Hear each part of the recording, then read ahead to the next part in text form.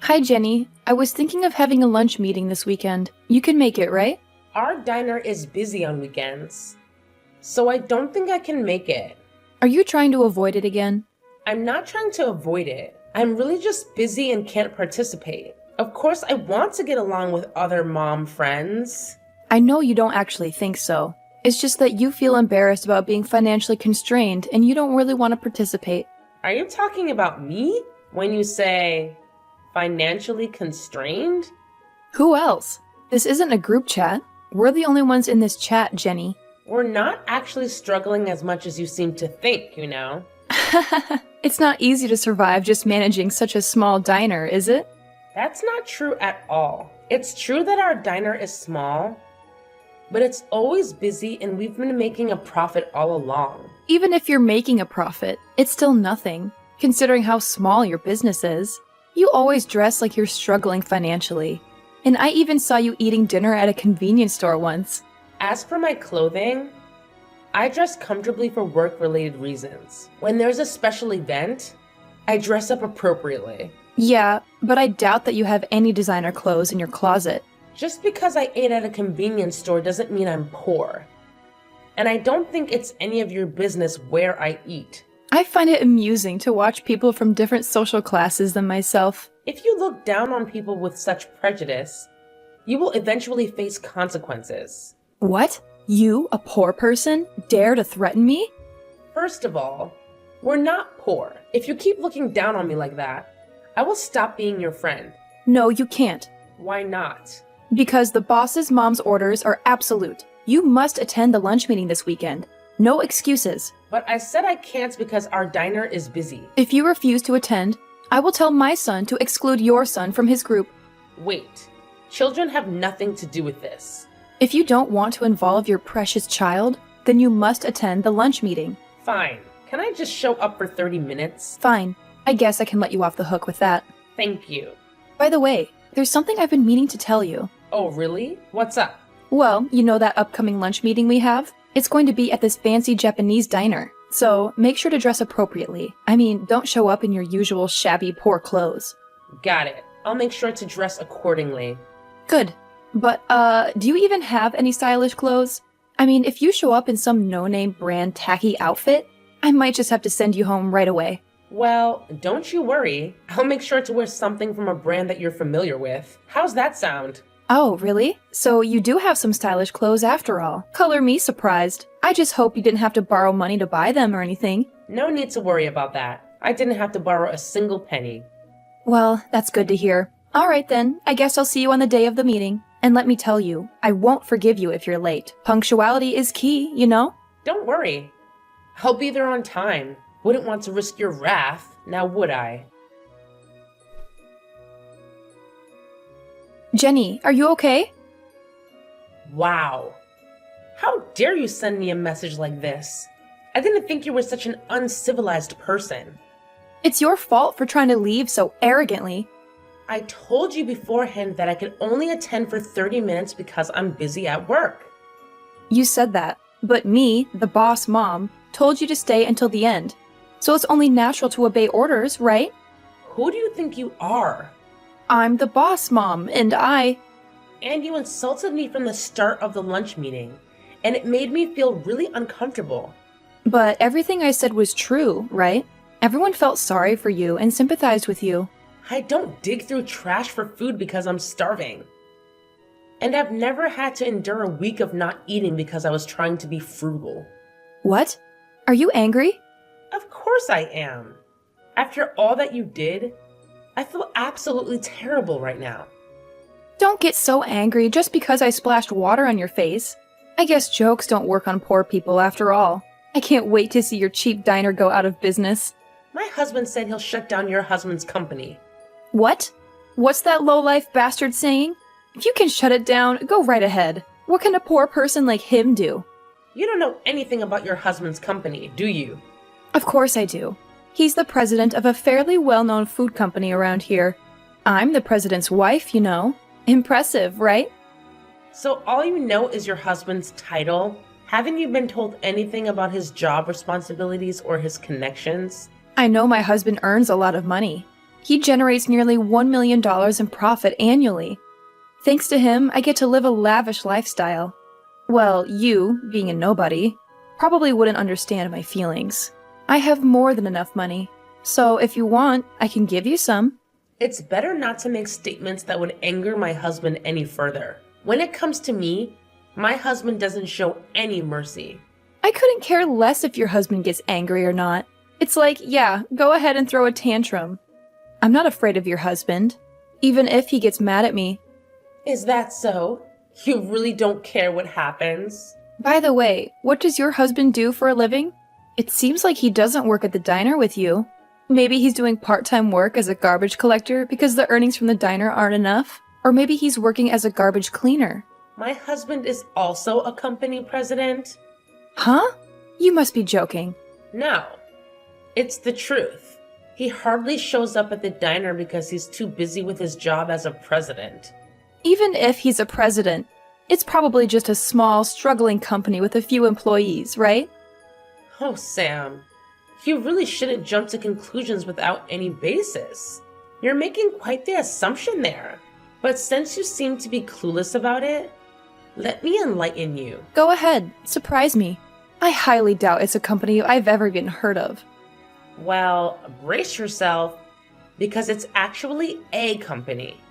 Wait, a company? Are we talking about the mega corporation that owns multiple diner chains and has branches all over the place? You got it. That's the one. It seems like your husband's company has been engaged in long-standing business dealings with this very company as well. Quite the connection, huh? But from what I've heard, those dealings might come to an end soon. Yeah, sure. Uh-huh. You expect me to believe that my husband's company has ties with a giant corporation? Are you pulling my leg? Not at all. In fact, you can go ahead and ask your husband about it. I've had the pleasure of meeting him too, you know. So if you mention my name, he'll know exactly who you're talking about. Well, I guess I'll have to do just that. I'll go ask him and see what he says. This should be interesting. So it is true that your husband is the president? Yes, that's what I said. My husband said he's going to your husband's office from now on. It looks like you should be prepared for what's coming. Wait a minute. What is he planning to do? I think he's going to talk about canceling the deal. Our company's dealings with your husband's company account for nearly 80% of your business. So if this deal is canceled, it'll be a big problem. Then why not just do business with other companies on better terms? I don't think there are many companies that can offer better conditions than my husband's company. Besides, my husband's company is well known in the industry. So if word gets out that the deal was canceled, other companies may not want to do business with you either. Is that how it works? Trust is important in business dealings. So does that mean that my husband's company might go under if things go wrong? That's a high possibility, I think. No way! If the company goes under, I'll lose my title as the president's wife. Is that your biggest concern? And I'll also have trouble making a living. But who do you think is responsible for this situation? It's my fault. I apologize for spilling water on you. I'll also compensate for the clothes. I'm okay. Don't worry about me. I didn't get hurt and my clothes only got a little wet. So I think the stains can be removed with dry cleaning. Then how much will it take for you to forgive me? Are you really trying to solve this with money? Then what should I do? I think anything you do will be in vain. Whether or not to continue the deal is up to my husband to decide. And there's nothing I can do about it. Then can you at least tell your husband to continue the deal with us?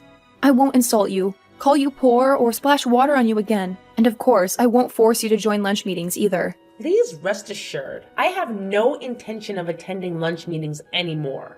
I'm actually planning to cut ties with you after this. But I'm the boss mom. If you cut ties with me, you'll have to cut ties with the other mom friends too. Is that okay?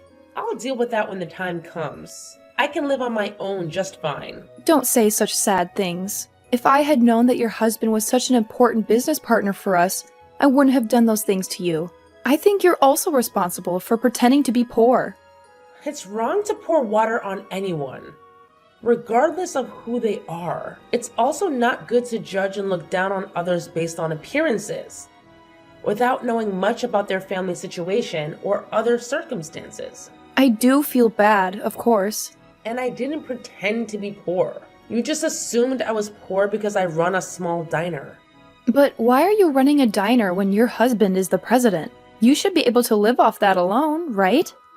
I've always dreamed of owning a diner since I was young. So I talked to my husband about whether I could start my own diner, and I got his permission to do so. I've been working in the culinary field during my single day, so I had no problem with cooking, but I was a novice when it came to running a business. So I relied on my husband's help to make my diner successful so far. I see. So your husband's support has played a big role in where you are now. Yes, that's right. I'm really grateful to my husband. Hold on a sec. I just received an angry message from my husband. Is it about the future business deal? Can you believe it? He's blaming me for potentially losing the contract with a company? Like, seriously?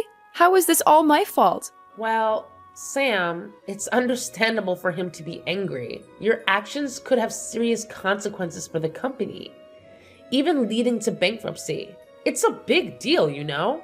I get it, okay? But please, I'll do anything to fix this mess. Just don't cancel the contract. If that happens, I can already imagine how the other employees will start pointing fingers at me. It's not fair. Look, Sam, I understand you're stressed out about this situation, but here's the thing. I'm not an employee of the company, so I don't have the authority to decide whether to cancel the contract or not. We'll just have to wait and see what happens. It's all in the hands of our husbands and the discussions they'll have. That's so frustrating. I can't believe I have no control over this. What if they make the wrong decision? What if they do cancel the contract? This is a nightmare, Jenny. What should I do, Jenny? Please, can you pretend the contract cancellation never happened? I told you before. I can't do that even if you asked me. It's a decision made by my husband. And on top of that, my husband has started talking about divorce. How is divorce related to the cancellation of the contract, though? Aren't those two separate issues? I think my husband is getting angry and talking about divorce because of me and the cancellation of the contract.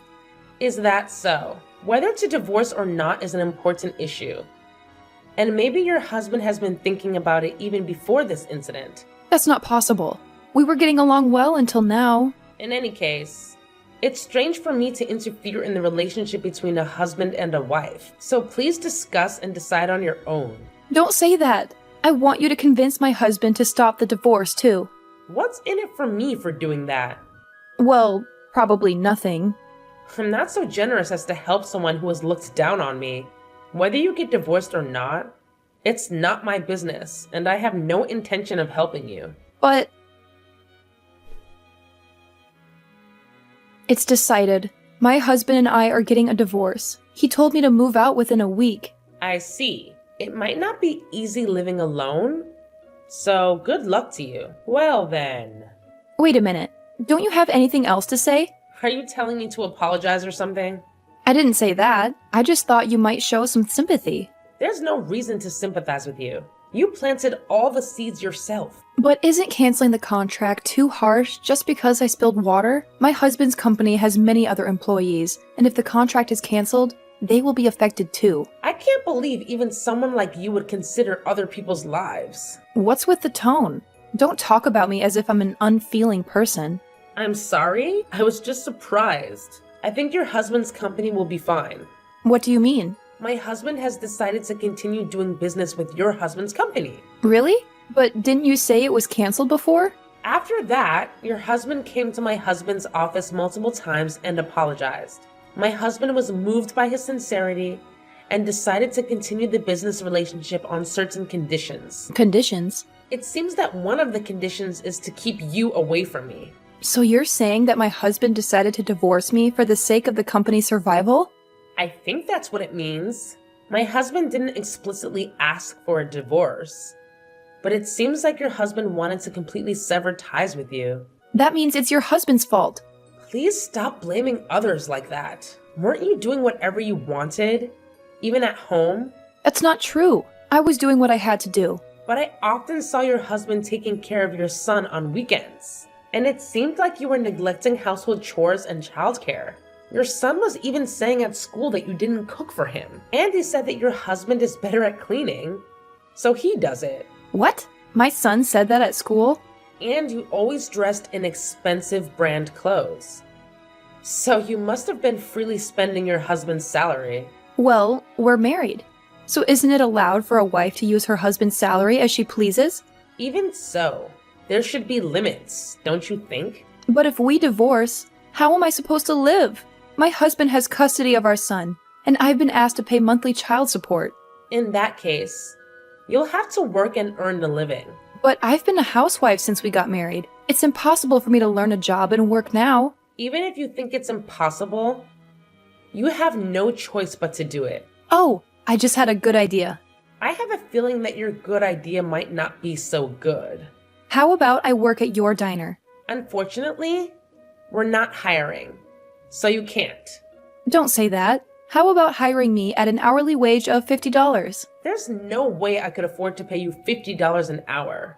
Besides, I don't even pay that much to other employees. But we're mom friends, right? Can't you at least do me a favor? What are you talking about? I never considered you a friend to begin with. I have no intention of hiring you. And I don't plan on keeping in touch with you from now on. Wait a minute. Are you saying you're going to block me? Yes, Sam, it's true. Until now, I've kept you around because of our kids and tried to maintain some semblance of a relationship. But if we're heading towards a divorce, it seems like there's no need for us to have any kind of connection anymore. Frankly, it doesn't seem like being involved with you would be a positive thing. So I've made the decision to block you. Please, Jenny, I'm begging you, don't block me. I'm already feeling so isolated and kept at a distance by my other mom friends. If you abandon me too, I'll have no one on my side. I need you, even if it's just a little support. Sam, this is not something that can be fixed with a simple plea. You have to understand that your own actions have led to this point. You've treated mom's friends like slaves, demanding their attention and expecting them to cater to your every need. It's time for you to take a long, hard look at yourself and change your behavior so that you don't end up in the same situation again. Please, Jenny, don't say such sad things. I know I've made mistakes, and I'm willing to learn from them. I don't want to lose you as a friend. I don't want to be left all alone. Please, just give me a chance to prove that I can change and be a better person. Well, Sam, I appreciate your words, but actions speak louder than words. Right now, I need to prioritize my own well-being and the well-being of our children. Best of luck. Goodbye, Sam. After that, I decided to follow through with my decision and blocked Sam. True to her word, she moved out of the house once her divorce was finalized. She found herself a small apartment and started working part-time to cover her child support and living expenses. It wasn't an easy transition for her, though. From what I heard, she seemed to be getting scolded by her store manager almost every day since she had never worked before. It must have been quite a change for her. On a different note, it turns out that her ex-husband's company continues to do business with my husband. Surprisingly, their relationship seems to have improved since the divorce. I guess sometimes separation can lead to better professional connections. It's funny how life works sometimes. As for her son, he's being taken care of by her ex-husband's parents. It's nice to know that he has a support system and doesn't have to feel lonely during this whole process. While I may not have much personal investment in Sam's life, I can't help but feel relieved that her son is able to live comfortably and have people who care for him. Life moves on, and everyone finds their own path. As for me, I'll focus on my own family and continue to cherish the moments we have together.